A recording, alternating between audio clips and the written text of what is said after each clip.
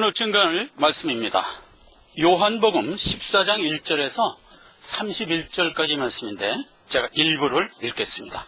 너희는 마음에 근심하지 말라. 하나님을 믿으니 또 나를 믿으라. 내 아버지 집에 거할 곳이 많도다. 그렇지 않으면 너희에게 일렀으리라. 내가 너희를 위하여 처소를 예비하러 가노니 가서 너희를 위하여 처소를 예비하면 내가 다시 와서 너희를 내게로 영접하여 나 있는 곳에 너희도 있게 하리라. 내가 가는 곳에 그 길을 너희가 알리라.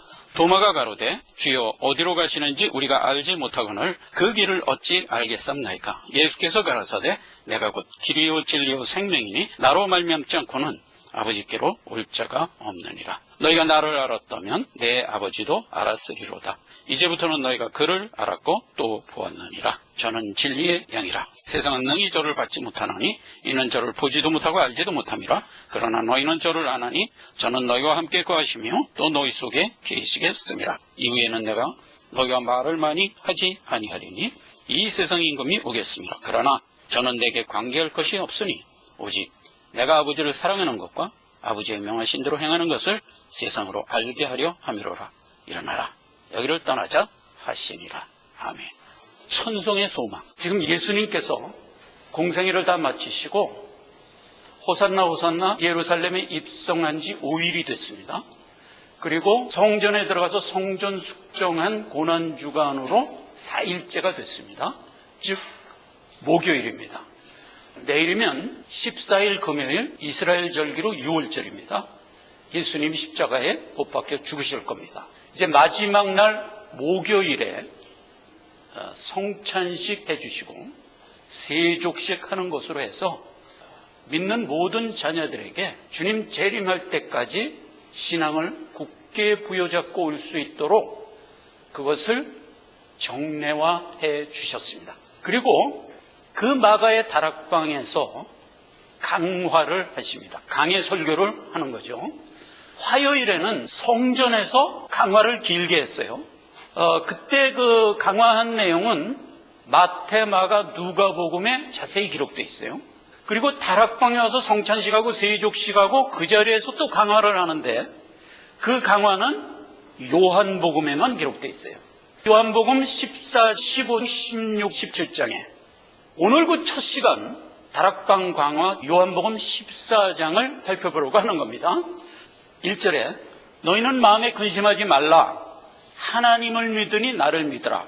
내가 간 이후에 너희는 근심하지 말라. 이렇게 하나님 명하고 있고요. 근심하지 말아야 될 충분한 이유를 설명하는데 너희에게 확보된 천성의 유업, 이걸 얘기해 주는 겁니다. 그래서 이제 여기서 내 아버지 집에 거할 것이 많도다. 그렇지 않으면 너희에게 일렀으리라. 내가 가서 너희를 위하여 처소를 예비한다. 가서 처소를 예비하면 내가 다시 와서 너희를 내게로 영접하겠다. 그러니 너희는 세상에서 근심하지 마라. 내가 가는 길을 너희가 알게 될 거야. 그랬더니 도마가 질문을 합니다. 오늘은 질문이 많아요. 하늘의 언어니까 처음 듣는 얘기예요. 그러니까 이제 도마가 질문을 합니다. 주님이 어디를 가는지도 우리가 모르는데 어떻게 주님이 가는 길을 알겠습니까? 그랬더니 예수님이 거기에 대한 대답을 간단하게 이렇게 합니다. 너희가 내 안에 들어와서 함께 거하는 게 너희의 길이다. 나는 길이요 진리요 생명이다. 이렇게 그 길에 대한 얘기를 해줍니다. 그리고 이어서 빌립이 또 질문을 합니다. 8절에 보면 하나님 좀 보여주면 안 됩니까? 이렇게 이제 질문을 했어요. 이렇게 대답합니다. 빌립아, 내가 3년간 너와 함께 있었다. 그런데 아직도 나를 모르냐? 내가 3년 동안 모든 사역은 내 안에 계신 하나님이 자기의 일을 한 거야. 그러므로 너는 누구를 본 셈이다? 하나님을 본 셈이다. 그런데 어찌하여 하나님을 보이라 하느냐? 이어서 너희에게 있을 특권에 대한 얘기를 이렇게 합니다. 너희도 너희 안에 나 성령님이 함께한다. 그러므로 앞으로 너희는 살아가는 생활이 하나님의 뜻이 이루어지는 식으로 펼쳐질 것이다. 이런 얘기를 하는 겁니다. 예수님도 자기가 3년간 사역을 했지만 사실은 내 안에 계신 하나님이 자기 일을 한 거라고요. 우리도 마찬가지란 말이에요. 우리도 신앙을 갖고 살아가는 이 삶이 내가 한 거지만 아니요. 내 안에 예수님의 뜻이 이루어진 거다 이 말이에요. 그러니까 너희는 염려하지 마라. 내가 가더라도 성령이 너와 함께 함으로 이 일을 넉넉히 할 것이다. 너희가 내게 구하면 내가 시행할 거야. 우리가 신앙생활하는 그 자체가 특권이다 이 말이에요. 유다가 또 질문을 합니다. 가롯 유다 아니라고 그랬어요. 야고보 유다. 마가복음엔 디두모라고 돼 있죠. 우리를 사랑해서 우리에게 이 모든 것을 얘기해 주는 건 참 고맙고 감사한데 왜 예수님은 세상에는 자기를 안 나타내십니까? 세상에도 좀 나타내면 안 됩니까? 이 질문을 해요. 왜 유다가 그런 질문을 했을까? 성경에는 기록도 있지 않지만 정황을 쭉 비추어 볼 때 그렇게 질문한 것은 예수를 누구로 인식했냐? 다윗과 같은 세상에 능력 있는 임금일 것으로 인식을 했기 때문에 나온 거예요. 앞으로 메시아가 모든 권력을 접수하여 이 땅에 딱 서는 날 유다 생각대로 하면은 예수님이 세상을 다스릴 건데 아니 왜 세상에는 예수님을 안 나타내냐 이거야. 이런 의도에서 그렇게 얘기한 거예요. 유다의 생각과 완전히 별개의 답변을 하죠. 세상은 나를 절대로 알지 못할 것이다 이거예요. 우리와 세상을 구별해 주는 겁니다. 그래서 나와 세상은 상관이 없다. 그래서 나는 너희와만 관계하러 여기에 왔다. 이렇게 답을 주는 겁니다. 그리고 14장의 강화가 끝난 거예요. 자, 그래서 오늘 살펴보고자 하는 것은 성도가 가지고 있는 근심의 근원이 뭔가, 근심의 해답이 뭔가, 그리고 우리에게 확보된 내가 가서 초소를 예비한다 하는 우리 본향의 나의 초소가 도대체 무엇인가? 그 이후에 도마의 질문에 답한 나는 길이요 진리요 생명이요 라고 얘기한 부분은 시간이 되면 하고 안 되면 다음 시간에 하는 것으로 그렇게 하겠습니다. 지금 예수님이 여기서 마음에 근심하지 마라 그랬어요. 모든 사람들에게 마음이 있어요. 불신자에게도 마음이 있고 우리도 마음이 있어요. 그런데 이게 좀 구분해서 생각할 수 있어야 돼요. 불신자에게도 마음이 있어요. 우리도 마음이 있어요. 하나는 하나님이 생명 주어 살아난 나의 영, 그 마음이 하나 있어요. 그리고 또 하나는 원래 육정에서 나온 반응, 이 마음이 있어요. 그래서 우리에겐 두 마음이 있는데 불신자에게는 하나밖에 없어요. 육정의 마음 하나밖에 없어요. 로마서 8장에 육정의 마음으로는 하나님을 받을 수 없다 이렇게 돼 있어요. 그러니까 불신자가 가지고 있는 그 마음으로는 하나님을 받을 수가 없어요. 그럼 하나님을 받을 수 있는 마음은 하나님이 주신 영의 마음이 아니면 안 돼요. 그래서 그 마음이 있어야 하나님을 받고 하나님이 주시는 말씀의 은혜도 받고 하나님과 교계를 하는 거예요. 즉 믿는 자가 되는 거예요. 그런데 이 마음은 생각을 해보세요. 인간의 뜻대로 그 마음을 가질 수 없어요. 하나님이 주셔야 되는 거예요. 그래서 성경에 뭐라고 돼 있어요? 누구든지 하나님을 아는 자는 성령으로 하지 않으면 모른다 이렇게 돼 있잖아요. 그러니까 하나님이 그 마음은 줘야 돼요. 근데 우리는 지금 이 마음이 있어요. 자, 신약에 보면 그 용어를 이렇게 했어요. 카르디아. 이게 영혼이라는 뜻이에요. 영혼. 그래서 하나님이 나에게 준 영혼. 로마서 8장 10절 그리스도의 영이 너에게 있으면 영은 의로 인하여 산 것이라. 그래서 살아있는 내 영이에요.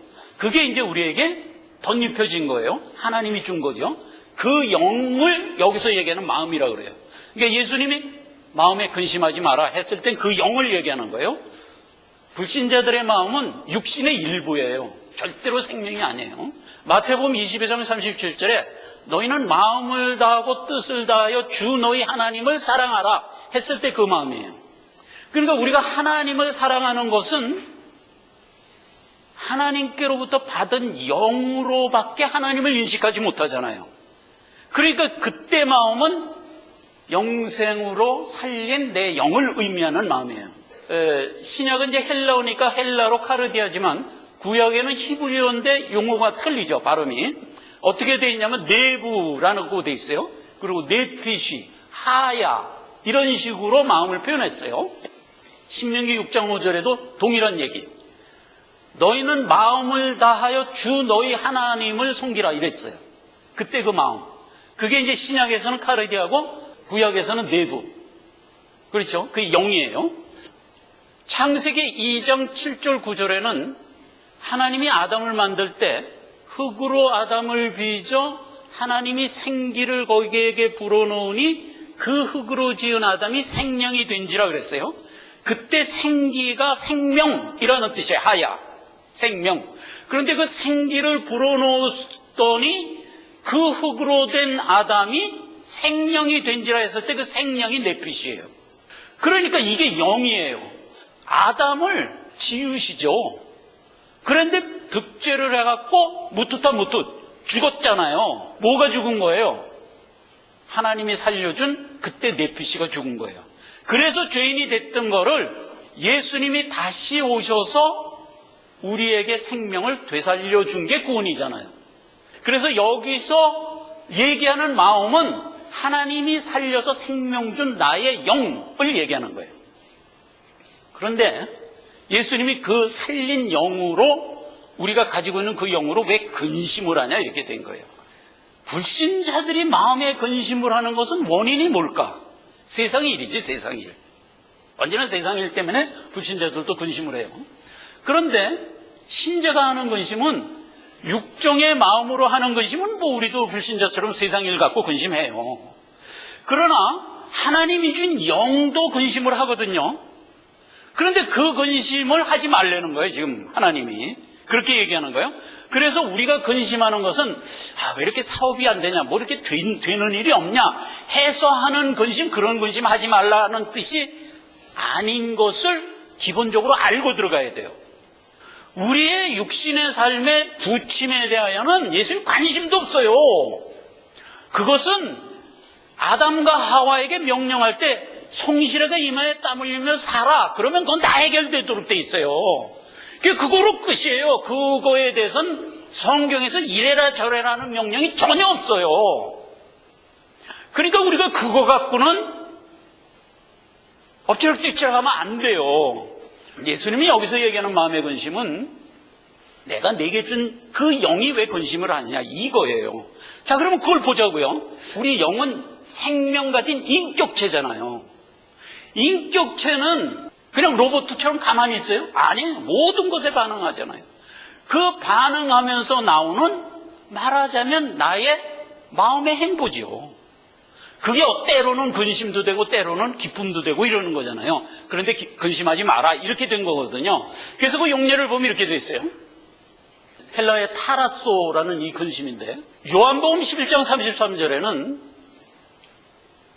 예수님이 죽어있는 나사로를 살릴 때 죽어서 썩어가고 있는 나사로를 보고 마음에 통분히 여기셨어요. 그 통분히 여긴 게 여기서 얘기하는 근심이에요. 살아있는 자가 희노애락을 표현하는 것은 인격적인 거죠. 그럼 그 당연한 거예요. 우리도 살아있는 내 영이 예수님처럼 어떤 걸 보면 긍휼히 여길 줄도 알고, 어떤 걸 보면 불쌍히 여길 줄도 알고, 어떤 걸 보면 기뻐할 줄도 알고 해야지. 당연히 그래야지. 그래야 그게 산자죠. 그래서 그런 식의 그 영의 어떤 반응도 여기서 얘기하는 타라소라는 말로 썼어요. 그러니까 그런 거는 당연한 거예요. 그런데 마태복음 14장 26절 같은 경우에는 예수님이 무리를 걸어왔을 때 제자들이 예수가 누군지를 확실히 모름으로 인하여 밤에 누가 무리를 걸어오니까 유령인 줄 알고 마음에 놀라 이랬어요. 그때 마음에 놀라가 여기 얘기하는 타라소 근심이에요. 그런 식의 근심은 하지 마라 이 얘기예요. 예수님의 지금 근심하지 말라는. 예수님처럼 통분히 여기고 긍휼히 여기고 혹은 기뻐하고 하는 거는 당연히 우리가 하면서 살아야 돼요. 그런데 모르는 데서 오는 어떤 흔들림 이런 건 하지 마라. 그럼 여러분 보세요. 우리가 몰라서 흔들리지 말란다고 말았지나 그러려면 어떻게 돼요? 모르는 데서 아는 자리로 나와야지. 그래서 지금 예수님이 근심하지 마라 하면서 근심할 필요가 없는 이유를 이렇게 얘기한 거예요. 이놈, 너희들은 이미 천성의 주인공들이야. 그리고 천국에는 그 모든 게 네 거야. 뭘 세상에서 근심을 해? 이렇게 근심의 근원을 싹을 잘라주는 거예요. 그런 모르는 데서 오는 근심은 하면 안 된다. 이렇게 예수님이 얘기하는 거예요. 왜? 충분히 가진 자가 없는 듯이 쩔쩔매는 것은 어처구니 없는 얘기잖아요. 그러니까 그러지 말라는 거예요. 그러면서 실상을 알려주는 것으로 그런 무식한 데서 오는 흔들림을 해소시켜주는 거예요. 일단. 그러면서 예수님이 내가 지금 가면 하나님 보좌 우편에서 너희를 위하여 기도하는 일을 할 거예요. 예수님이. 그러나 그 일만 하는 게 아니다. 가면 너희를 위하여 처소를 예비한다 이거예요. 처소가 다 예비되면 내가 다시 와서 너희를 내게로 영접해서 이제 복락을 누릴 것이다. 이렇게 처리전말을 다 얘기해 주는 거예요. 그렇게 얘기해 주는 것으로 너희가 세상에서 가지고 있는 여러 가지 근심 걱정을 일거에 위로받으라 이거예요.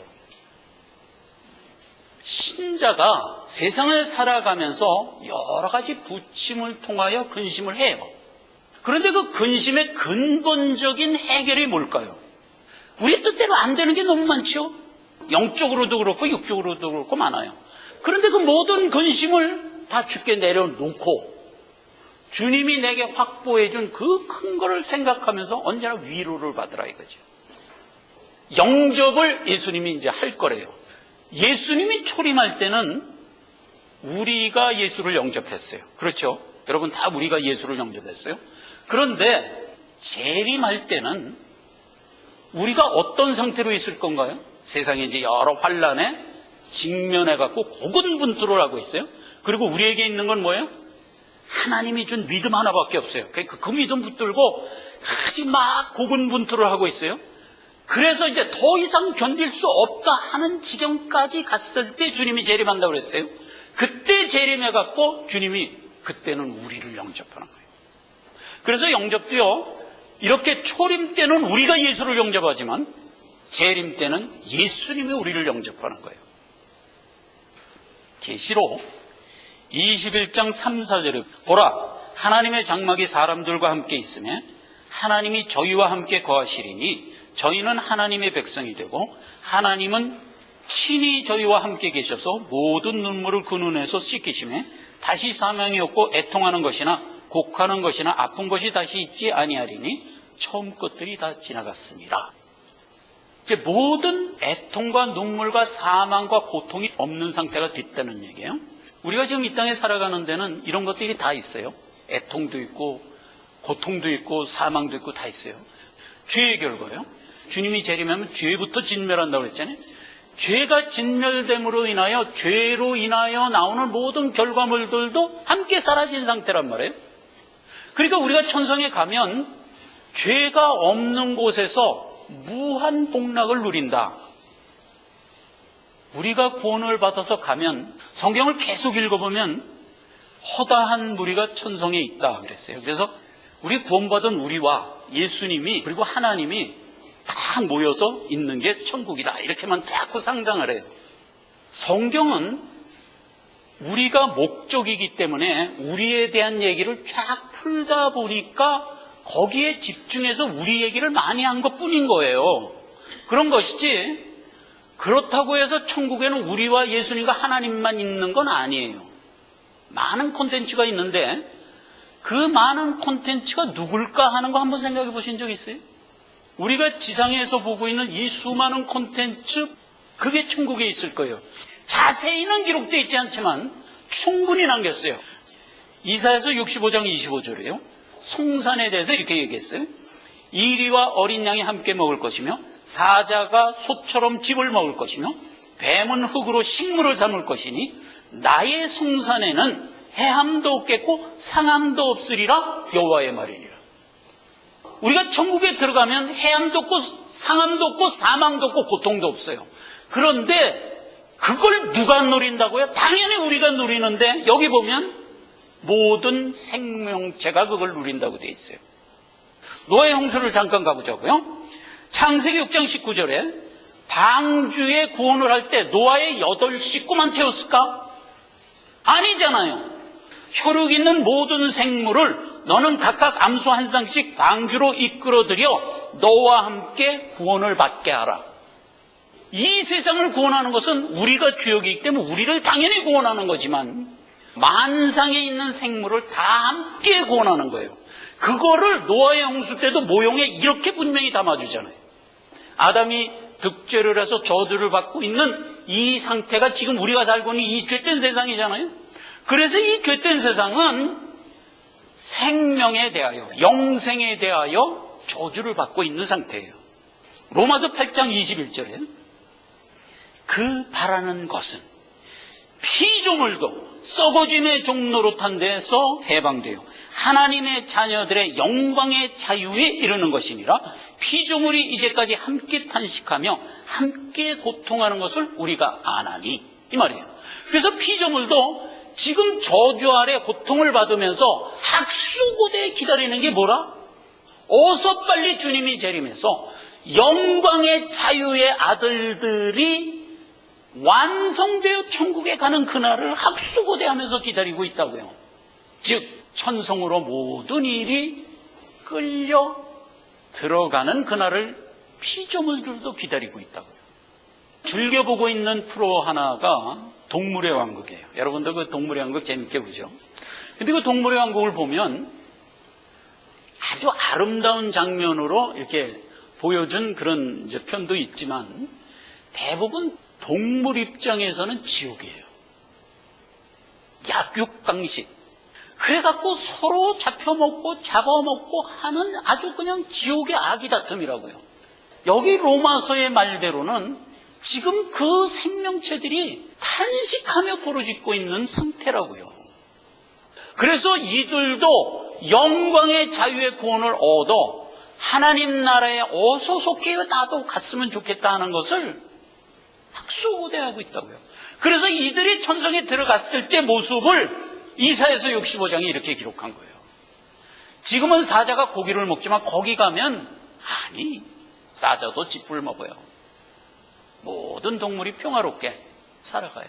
이렇게 아름답게 될 거예요. 하나님이 우리를 천성을 다스릴 상속자로 세웠잖아요. 모든 만상을 다스릴 자란 말이에요. 그래서 모든 피조물은 우리가 어수속히 완성돼서 영광의 자유에 이르는 그날을 학수고대하고 있다고요.